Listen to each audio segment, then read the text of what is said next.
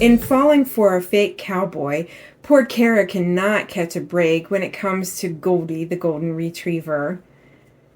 In their first meeting, Goldie knocked her into a ditch. Now on their second encounter, things get even more awkward. Let me read you what happens when Cara tries to maintain her professional dignity. Cara pushed the door open to the Cholla casita, only to be greeted by the slobber monster from earlier that morning.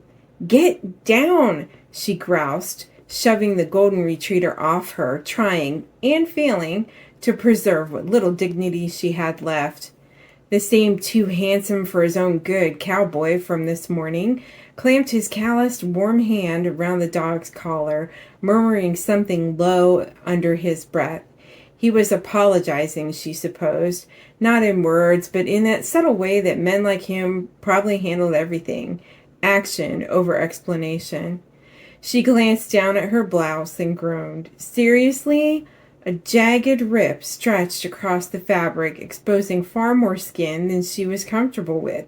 Fantastic. She looked like she barely survived a back alley brawl with nothing but an enthusiastic dog as her attacker. Tomorrow, she was dressing like a cowgirl, especially if this man's menace of a dog planned to maul her every time they interacted. And judging by the sledgehammer in his other hand, they'd be interacting a lot. She folded her arms, trying not to look rattled. "You must be Sawyer, the handyman."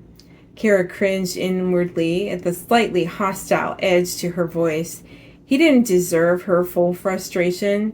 Well, he kind of did, but her parents had taught her better. Sawyer wrangled the rowdy dog into the bathroom and shut the door, effectively sentencing Goldie to temporary exile. Yelps and scratching sounds let them know the dog didn't care for the new arrangement. He held out his hand for a shake. "Sawyer Fullerton." She hesitated for half a second before reaching for his hand. Strong, warm, rougher than she expected. The momentary contact sent an unwelcome jolt through her chest, settling somewhere far too distracting. The calluses on his palm told stories of hard work, of labor her soft hands had never known. She forced herself to focus. Cara Hollis, the interior designer and photographer. Her cheeks flushed. Great, he remembered. She glanced away. That's a side gig." When she looked at him again, his too sharp gaze flickered downward, and he lifted a brow. "Don't suppose you have another shirt stashed in your car?" She glanced down again, then sucked in a sharp breath. "Wonderful. That big gash exposed her stomach and, oh no, possibly part of her lacy bra." Heat surged to her face, neck, everywhere. She clutched the two halves together, wishing she could vanish into thin air. "No." Sawyer strode over to a stained snap front shirt balled up on the kitchen counter. Oh no, he wouldn't dare. He sniffed it before thrusting it toward her. "Want to borrow mine?" She stilled. The heat in her face intensified.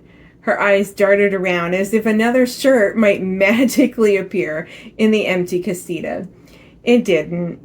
Cara huffed, extended her hand, and snatched the offered shirt. The fabric was warm from his touch, soft cotton worn smooth by countless washings.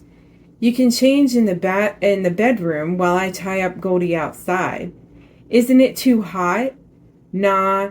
She's used to being outside. Besides, the porch offers plenty of shade, and there's a water bowl for her."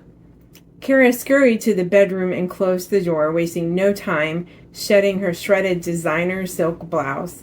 The contrast struck her, her expensive top versus his work shirt, both bearing the evidence of their very different lives. Sliding her arms into his shirt, she sighed. It swam on her. The shoulder seam hung halfway to her elbows. Instead of tucking the long ends into her dress slacks, she tied it in a knot just below her waist. His scent clung to the fabric, warm and masculine, with hints of honest sweat and something indefinably him.